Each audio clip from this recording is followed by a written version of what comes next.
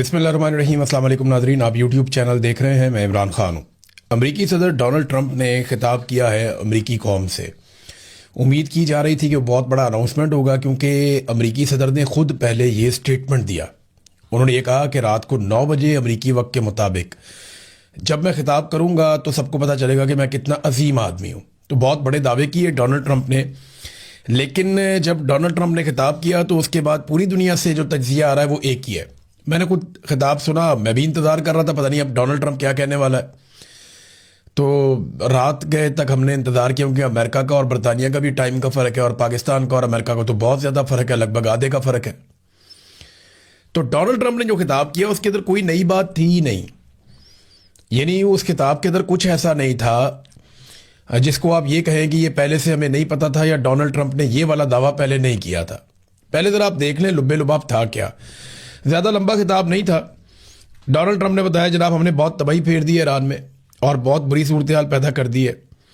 Iran के सारे leaders मार दिए हैं, उनकी एयरफोर्स, बैरिया और उनकी मिसाइल कुव्वत सब तबाह कर दी है। ईरान कभी भी एटमी कुव्वत नहीं बन सकेगा। इससे पहले दुनिया में जो जंगें हुई हैं वो बहुत लंबी लंबी जंगें हुई हैं।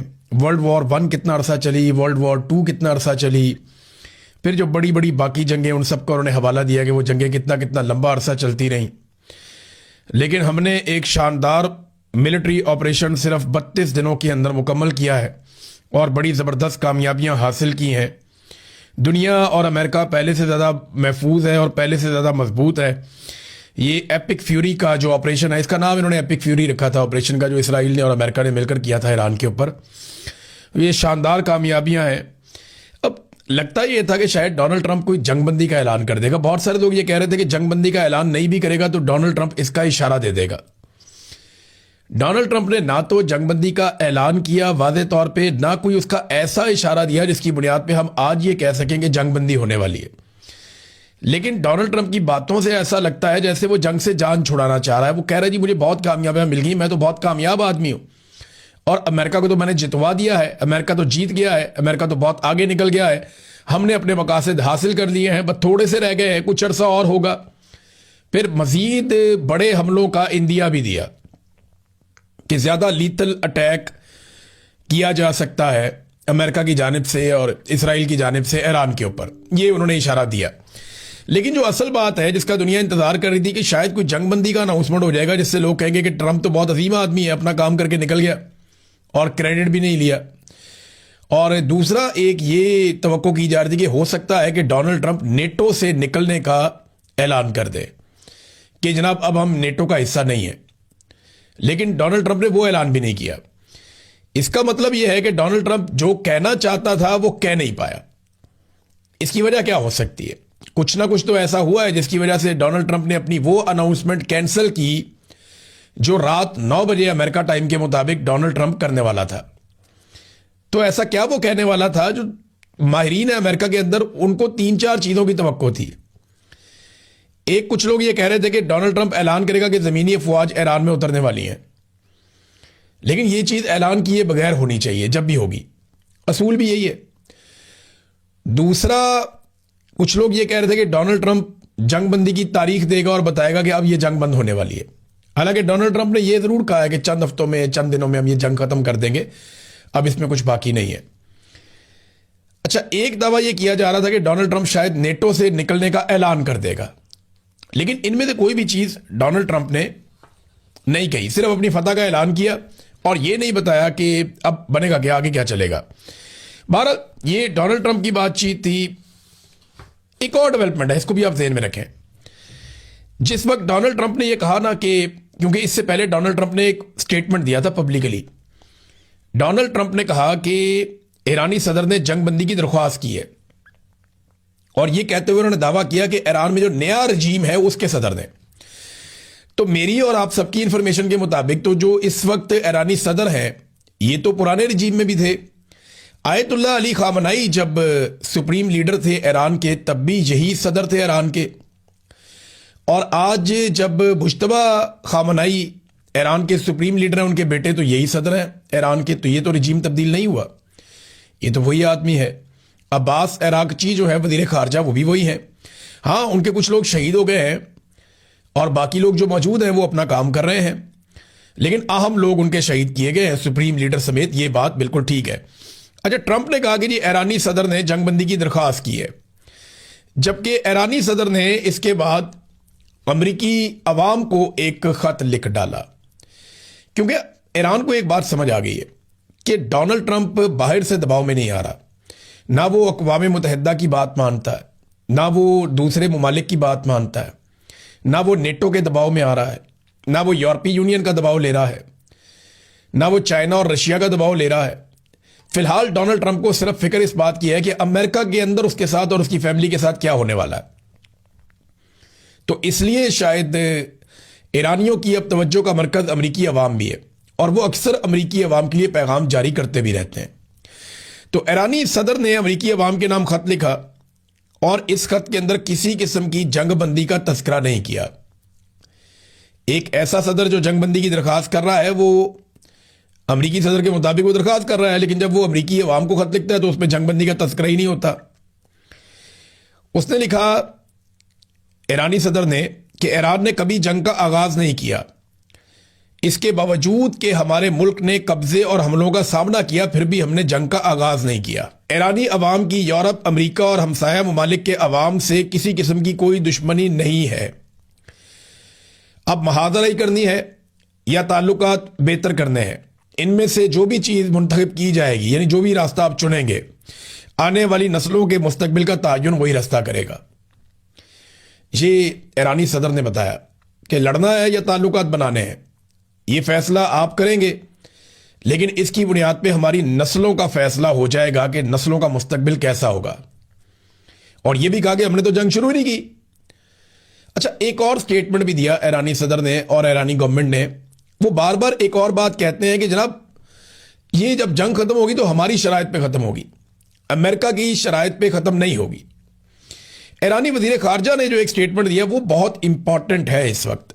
उन्होंने कहा कि हम जंगबंदी नहीं चाहते, बल्कि हम जंग लड़ना चाहते हैं, क्योंकि ईरानी कौम अमेरिका को एक तारीखी सबक सिखाना चाहती है। अगर ये जंग बंद हुई तो ये अमेरिका के लिए एक फेस सेविंग होगी, लिहाजा हम इसको किसी मनतकी अंजाम तक पहुंचाना चाहते हैं। तो ईरान तो जंगबंदी चाहता ही नहीं है। इसका मतलब है ईरान के पास हथियार बाकी हैं। इसका मतलब है ईरान की चेन ऑफ कमांड पूरी तरह काम कर रही है। इसका मतलब है ईरान की आवाम ईरानी हुकूमत के साथ खड़ी है फिलहाल। तो ऐसी सूरत हाल में फिर ईरान जंगबंदी की तरफ नहीं जाएगा। जंगबंदी की तरफ वो तभी जाएगा जब वो जंग हार रहा होगा। उसे लगता है कि वो जंग जीत रहा है, और ये परसेप्शन भी बन रही है पूरी दुनिया में। फिर वजीर खारजा इराकची ने यह भी कहा कि यह जंग अमेरिका की शिकस्त पर खत्म होगी, जिल्लत उनका मुकद्दर बनेगी, और हम इनको एक तारीखी सबक देना चाहते हैं। उनका गरूर और तकब्बुर का नशा हमेशा के लिए दफन करना चाहते हैं। अब इसमें जो है वो ईरान ने अमेरिकी सदर की जंगबंदी की दरखास्त जो है वो मुस्तरद कर दी है। ईरान ने सीज फायर के लिए किसी को दरखास्त नहीं दी है। ईरान से मंसूब 5 नकाती मंसूबा क्या सराही है। अब ये वो 5 नकात हैं जो पाकिस्तान की गवर्नमेंट की जानिब से बाज़-औक़ात सामने आए थे सोर्सेज से कि ईरान ये 5 चीज़ें मांग रहा है। देखिए, ये ऑब्वियस है कि ईरान ने वो 5 चीज़ें बार बार तस्करा करके मांगी है। उनके सहाफ़ियों ने, उनके लोगों ने बार बार ये चीज़ें दोहराई भी हैं, लेकिन उन्होंने कहा जी मुज़ाकरात के अंदर ये चीज़ों को सामने नहीं रखा, ये हमारे मुतालबात उसूली हैं, यानी इस तरह वो बात कर रहे हैं। नुकसानात के अजाले तक जंग जारी रहेगी, जारह को सजा देते रहेंगे। अच्छा, अब ये जो खबरें हैं ना, इनके साथ आप अगर एक और खबर को मिलाकर देखें तो आपको समझ आएगी कि डोनाल्ड ट्रंप का अचानक प्लान चेंज तो नहीं हो गया कहीं, जो वो खिताब करने जा रहा था। सवाल पैदा होता है ना। ये एक खबर आई है और ये पाकिस्तान समेत दुनिया के और मीडिया के अंदर भी छपी है। ईरान ने एक दावा किया है कि यूएई के अंदर, मुत्तहिदा अरब अमारात में, अमरीकी फौजियों की कोई खुफिया मीटिंग हो रही थी, और ये किसी फौजी मुकाम पे नहीं हो रही थी, बल्कि इन्होंने अलग से कोई प्राइवेट जगह रखी हुई थी जहां पे ये खुफिया मीटिंग कर रहे थे। उसकी इत्तला मिल गई मकामी सोर्सेज से ईरान को। अब देखें, ये तो इंटेलिजेंस गैदरिंग का काम तो रशिया और चाइना भी बहुत ज़बरदस्त करते हैं। बहरहाल ईरान को इसकी इंफॉर्मेशन मिल गई, और ईरान ने वहां पे जो हमला किया है उसके नतीजे में ईरान ने यह दावा किया कि 37 अमरीकी फौजियों को मार दिया। और इससे पहले उन्होंने यह भी कहा था कि सऊदी अरब के अंदर जहां पे अमेरिकी एयरफोर्स के लोग या अमले के लोग या पायलट्स वो जहां रहते थे, 200 के करीब उनकी तादाद है, वहां पे भी ईरान ने एक बड़ा हमला किया, ये भी उन्होंने दावा किया था। अब अगर अमेरिकी फौजियों की लाशें वहां मौजूद हैं तो ऐसे मौके पर डोनाल्ड ट्रंप के लिए जंग से निकलना मौत को दावत देना है। उनकी सियासी मौत हो जाएगी कि अगर वो ये कहते हैं जंगबंदी हो गई तो ये फौजियों को किस खाते में डालेंगे अगर तो वाकई ये मार दिए गए हैं। तो हम कुछ कंफर्म कह नहीं सकते क्योंकि जंग के अंदर प्रोपेगेंडा ही चलता है, चाहे इधर से चले चाहे उधर से चले। दावे बहुत बड़े बड़े किए जाते हैं, हकायक बाज़ औक़ात उससे मुख्तलिफ होते हैं, लेकिन ईरान की बहुत सारी बातें सच भी साबित हुई हैं। अमेरिका और इसराइल की बातें भी बहुत सारी सच साबित हुई हैं। जब आयतुल्लाह अली खामनेई को शहीद कर दिया गया था तो ईरान शुरू में नहीं मान रहा था, लेकिन इसराइल ने दावा किया, वो दुरुस्त साबित हुआ। कुछ और लोगों के बारे में जब अली लारिजानी को शहीद किया गया तब भी ये नहीं माना जा रहा था, लेकिन बाद में तस्लीम किया गया। इसी तरह ईरान ने बहुत सारे ऐसे अटैक किए हैं जिनको पहले अमेरिका और इसराइल नहीं मान रहे थे, लेकिन बाद में उनको मानना पड़ गया कि वाकई ये वो कर सकते हैं और उन्होंने करके दिखाया भी है। तो इसी तरह अब ये अगर 37 अमेरिकी फौजी और मारे गए हैं तो ये बहुत बड़ा प्रेशर है। तो डोनाल्ड ट्रंप फिर इस तरह जंग को खाली छोड़ नहीं सकता। डोनाल्ड ट्रंप के हालात ऐसे हो गए हैं कि उन्होंने अपने इत्तेहादियों को बार बार बुलाया, इत्तेहादी आ ही नहीं रहे, बात ही नहीं सुन रहे। तो मैक्रोन जैसे आदमी को, जिससे डोनाल्ड ट्रंप के अच्छे ताल्लुकात हैं, डोनाल्ड ट्रंप ने उसके बारे में पब्लिकली कहना शुरू कर दिया कि उसकी अहलिया उससे बहुत बुरा सलूक करती है, मारती है, वो अभी भी अपने जबड़े की तकलीफ में है और उसका मुंह रिकवरी के मराहिल में है। अब ये डोनाल्ड ट्रंप का स्टेटमेंट है पब्लिक के अंदर, लोग हंस रहे हैं। तो ट्रंप अब ट्रोलिंग कर रहा है उन लोगों की। मोहम्मद बिन सलमान की ट्रोलिंग की चंद दिन पहले, बड़े घटिया अल्फाज मोहम्मद बिन सलमान के बारे में इस्तेमाल किए। अभी तक सऊदी अरब की जानिब से कोई जवाब नहीं आया, लेकिन बहरहाल मैक्रोन ने क्योंकि इनकार कर दिया कि जहाज मैं नहीं भेज सकता जंग के अंदर, जंग के बाद भेजूंगा। तो ये जब एक और चीज भी मैं आपको बताता हूं, बरतानिया में ना एक मीटिंग हो रही है, ये एक बहुत बड़ी मीटिंग है। इसके अंदर लगभग 34 ममालिक शामिल हैं। इन 34 ममालिक में जो अहम तरीन ममालिक हैं, मैं उनके नाम भी आपको बता देता हूं, ये कौन से मुल्क हैं जो इस मीटिंग में शामिल हो रहे हैं। ये आबनाए हुर्मुज़ को खुलवाने के लिए बरतानिया में मीटिंग हो रही है।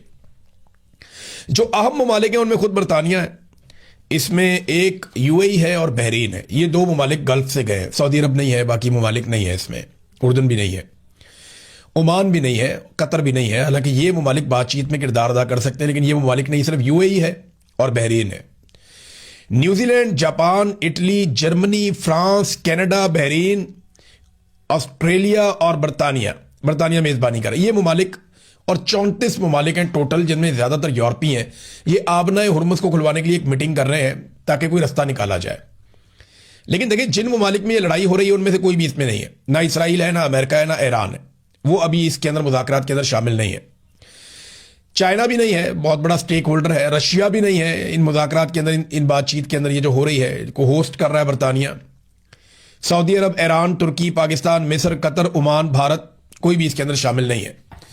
लेकिन यहां से आगे अगर ये मामला चलता है, दीगर स्टेक होल्डर्स भी आते हैं, तो उम्मीद की जा सकती है कि फ्यूचर के अंदर ये एक बड़ा इत्तेहाद ईरान के साथ कोई ऐसी डील बना ले जिसके नतीजे में आबनाए हुर्मुज़ खुल जाए। चाहे ईरान एक नई सेटलमेंट कर ले, चाहे ईरान वहां से पैसे कमाना शुरू कर दे, या कोई और सेटलमेंट कर ले, या कोई गारंटी मांग ले, लेकिन आबनाए हुर्मुज़ खुल जाए। क्योंकि उसके खुलने से दुनिया के अंदर पेट्रोलियम मसनूआत की कीमतें नीचे आएंगी। पाकिस्तान की गवर्नमेंट ने IMF को कह दिया है, जनाब हम पेट्रोल की कीमतें बढ़ाएंगे, वादा किया उनके साथ।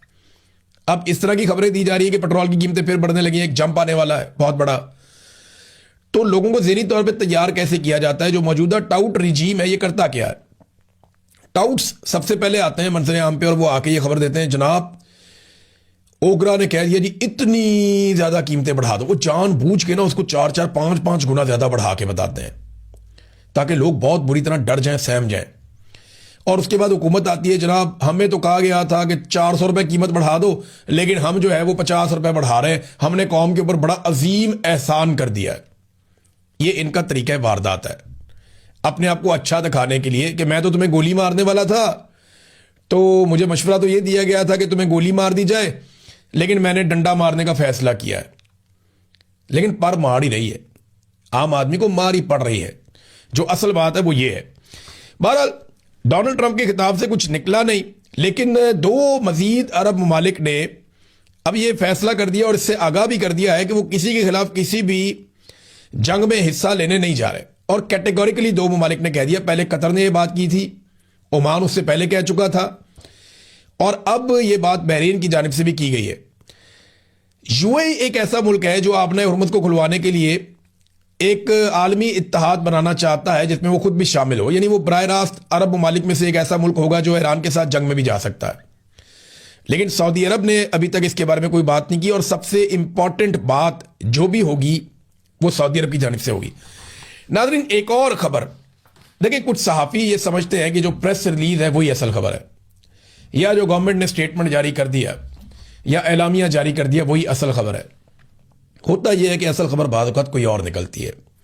मैंने ऐसे ही खबर दी थी, उसकी तस्दीक भी हो रही है कि चाइना मुज़ाकरात करवा रहा है पाकिस्तान के और अफगानिस्तान के कि जंग बंद हो जाए, यहां पे लड़ाई नहीं होनी चाहिए। ये जरा आप अफगानिस्तान का मैप देखें, इसके अंदर ये काबुल है। अफगानिस्तान के नीचे की तरफ आप देखेंगे ना तो आपको नजर आएगा ईरान, एक तरफ पाकिस्तान है, एक तरफ ईरान है। ये बगराम एयरबेस बहुत इंपॉर्टेंट है, अमेरिका इसे हासिल करना चाहता है क्योंकि इस एयरबेस तक जितना सामान अमेरिका ले जाना चाहे वो सप्लाई पाकिस्तान के रास्ते से हो सकती है। माजी में भी होती रही है, अभी भी हो सकती है। तो अमेरिका को यह बड़ी सूट करती है कि अगर अमेरिका ने इस खित्ते में अगर अपनी अमलदारी जारी रखनी है और इस खित्ते के अंदर अमेरिका ने इन्फ्लुएंस अपना बरकरार रखना है, चाइना और रशिया के लिए प्रॉब्लम क्रिएट करने हैं, तो उसको यहां पे बैठना पड़ेगा। आकर एक नई सर्द जंग शुरू होने वाली है इस खित्ते में। अमेरिका को बगराम एयरबेस चाहिए और इसके लिए पेंटागन ने डोनाल्ड ट्रंप को बताया था। डोनाल्ड ट्रंप ने अफगानिस्तान से मांगी थी और यह कहा था कि अगर तुमने बगराम एयरबेस ना दी हमें तो फिर तुम्हें नताइज भुगतने होंगे और बहुत बुरा होगा तुम्हारे साथ। फिर पाकिस्तान ने अफगानिस्तान के ऊपर फिजाई हमले शुरू कर दिए। चाइना इससे बिल्कुल खुश नहीं है। चाइना यह जानता है कि अमेरिका अफगानिस्तान में आकर बैठेगा तो अब वो कोई जंग नहीं लड़ने जा रहा अफगान तालिबान के साथ। वो जब भी यहां पे आकर बैठेगा चाइना के और रशिया के मफादात के खिलाफ आकर बैठेगा। जब वो आएगा तो बहुत सारे गैजेट्स लेकर आएगा, जब वो आएगा तो बहुत बड़ा जासूसी का नेटवर्क लेकर आएगा, जब वो आएगा तो सी पैक के खिलाफ पूरा मंसूबा लेकर आएगा, जब वो आएगा तो चाइना और रशिया के रास्ते में रोड़े भी अटकाएगा और इस रीजन को डिस्टेबलाइज करेगा। क्योंकि अगर ये स्टेबल हो जाते हैं और आगे बढ़ते हैं तो ये वो जगह लेंगे दुनिया में जो अमेरिका के पास है। तो इनको रोकना भी होगा ना अमेरिका को। देखिए, बाद औक़ात आप अच्छा खेलते हैं, लेकिन जब आप अच्छा नहीं खेल रहे होते तो आप कोशिश करते हैं कि दूसरा भी अच्छा ना खेले या उसका खेल खराब कर दिया जाए कि ना खेलेंगे ना खेलने देंगे। इससे भी आप अपनी पोजीशन बचाते हैं और यही काम अमेरिका करने जा रहा है। तो अमेरिका को पाकिस्तान की मदद चाहिए अफगानिस्तान के अंदर बगराम एयरबेस लेने के लिए। अब पाकिस्तान लगातार जो कर रहा है, चाइना इससे खुश नहीं है। और चाइना अब से नहीं, चाइना बड़े लंबे अरसे से खुश नहीं है, क्योंकि जनरल बाजवा ने अमेरिकन को यह कहा था जब वो आर्मी चीफ थे कि देखिए आप हमें ऐसे लोगों की तरफ क्यों धकेलते हैं, हम जिनकी तरह कपड़े नहीं पहनते, हम जिनकी जुबान नहीं जानते, हमारे बच्चे वहां पे उन मुल्कों में जाते नहीं है, हमारी फैमिलियां वहां घूमने नहीं जाती, हमारे बच्चे वहां पढ़ने नहीं जाते, हमारे बच्चे पढ़ने के लिए आपके मुल्कों में आते हैं, हमारी फैमिलीज घूमने के लिए आपके मुल्कों में आती हैं, हम आपकी जुबान भी जानते हैं, आपकी तरह कपड़े भी पहनते हैं, तो आप हमें अजनबी लोगों की तरफ क्यों धकेल रहे हैं। इस चाइना का इशारा करते हुए जनरल बाजवा ने ये जुमले बोले थे अमेरिकन के साथ। और ये बात जनरल बाजवा ने बाकायदा एक मीटिंग में सहाफियों को बताई थी। लकीली मैं भी वहां पे मौजूद था। जनरल बाजवा बड़ी फूंफा करके ये बात बता रहे थे, बड़े तकब्बुर के साथ ये बात बता रहे थे, मैंने तो अमेरिकन को ये कहा है। लेकिन ये बात चाइनीज तक भी गई ना, तो चाइनीज काफी नाराज हैं पाकिस्तान की एस्टेब्लिशमेंट से कि लगातार पाकिस्तान की एस्टेब्लिशमेंट अमेरिका को प्रेफर कर रही है और चाइना के रस्ते में रोड़े अटकाने वाली पॉलिसी का हिस्सा बन रही है। तो ये जो अभी सागडार साहब गए हैं, इसमें एक बॉडी लैंग्वेज भी आप देख लें एक वीडियो में, जहां पे चीन और पाकिस्तान के वज़ीर खारजा आमने सामने खड़े। ये अगर आप वीडियो गौर से देखें और इसकी बॉडी लैंग्वेज को आप समझें तो आपको आइडिया हो जाएगा कि सागडार साहब जान छुड़ा रहे हैं कि मैं गले मिल लूं किसी तरह, कोई वीडियो अच्छी बन जाए, और वो तपतपा के फौरन उनको जो है वो अगली बात करते हैं। तो उनका जो बोलने का अंदाज और उनका जो रवैया है उससे नजर आ रहा है कि कोई इतनी कोई प्लेजेंट मीटिंग नहीं है। और चाइना देखें फेस सेविंग देता है हमेशा अपने दोस्तों को। चाइना पब्लिकली वो बात उस तरह से नहीं करता जब तक कि उनकी बस ना हो जाए। वैसे भी पाकिस्तान के ऊपर उन्होंने 50-60 अरब डॉलर लगाए हुए हैं, तो वो अपना पैसा ऐसे जाया तो नहीं करेंगे। पाकिस्तान के साथ वो ताल्लुक रखना चाहते हैं। चाइना ने पाकिस्तान के साथ मिलकर इंडिया के खिलाफ लड़ाई भी लड़ी है। ये अभी जो मई में लड़ाई हुई इसमें चाइना ने पाकिस्तान को मदद किया था।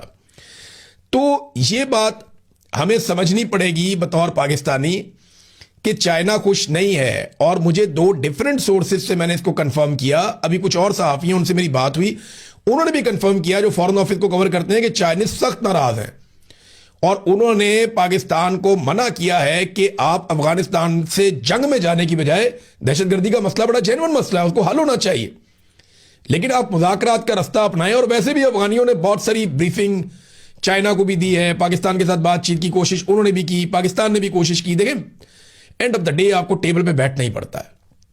आप जितनी मर्जी जंग लड़ लें, आपको एक दिन टेबल पे बैठना पड़ता है। लेकिन पाकिस्तान में ना एक बदकिस्मती और है, हमारे यहां पे 2 तरह के इंतहा पसंद लोग हैं। ईरान सोने का भी बनकर आ जाए ना, तो हमारे सुन्नी लोगों में ऐसे लोग मौजूद हैं जो बहुत इंतहा पसंद है और वो शदीद नफरत करते हैं ईरान से। वो कुछ भी हो जाए वो कहते हैं नहीं जी नहीं, इसराइल से भी लड़ेगा तो ईरान ही गलत है ऐसे लोग। इसी तरह हमारे दूसरी तरफ जो शिया तबका है, उसमें भी बहुत सारे ऐसे इंतहा पसंद लोग हैं जो ये समझते हैं कि जनाब जो मर्जी हो जाए, अफगानिस्तान सऊदी अरब किसी सूरत काबिल कबूल नहीं है, इंतहाई काबिल नफरत गलत लोग हैं। देखिए, ये जो लोग नफरत, आपका जो अकीदा है ना, वो आपका अपना अकीदा है, आप शिया हैं, सुन्नी हैं, आपका अकीदा आपको मुबारक। लेकिन ये जो लोग नफरत फैलाते हैं ना, ये थोड़े लोग हैं और बड़ी शदीद नफरत फैलाते हैं। इन लोगों से आप गुरेज करें और इनको बेनकाब करें, इनसे अपने आप को दूर रखें। मैंने शिया सुन्नी शानदार इत्तेहाद देखा गुज़िश्ता 1-1.25 महीने में, कमाल किस्म का, और मैं चाहता हूं यह हमेशा मौजूद रहे। जब भी किसी मुसलमान के ऊपर कोई आफत आए तो सारे इकट्ठे होकर मदद करें इंसानियत की खातिर। तो ये सबसे अच्छी चीज हो जाएगी, सबसे बेहतर चीज हो जाएगी। मेरा ये मशवरा है पाकिस्तानियों को। यहां पे बहुत सारे लोग हैं जो नफरत फैलाते हैं, हमारे मीडिया के अंदर भी हैं कि जनाब वो शिया सुन्नी तफरीक पैदा करते हैं कि जनाब ये, वो कहते हैं जी वो अफगानी बहुत बुरे हैं, वो कहते हैं जी ईरानी बहुत बुरे हैं। तो नहीं, ऐसा ना करें, ये ज्यादती, अपना अकीदा अपने तक रखें और नफरत फैलाने से गुरेज करें। तो नादरीन, चाइना को ये लगता है, और ये बात रिपोर्ट भी होती है, कि जब से अमेरिका ने बगराम एयरबेस मांगी है तब से पाकिस्तान अफगानिस्तान के ऊपर हमलों पे हमले कर रहा है और ऐसी ग्राउंड तैयार की जा रही है कि अमेरिका को इस खित्ते में घुसने का मौका मिल जाए। अब अगर ये मौका मिलेगा तो पाकिस्तान के बगैर तो मिल नहीं सकता, और ये चाइना के मफाद के खिलाफ है। तो इसीलिए जो है वो चाइना का एक रिएक्शन है, और आने वाले दिनों में आप देखेंगे शायद पाकिस्तान की पॉलिसी बेहतर हो जाए इसमें।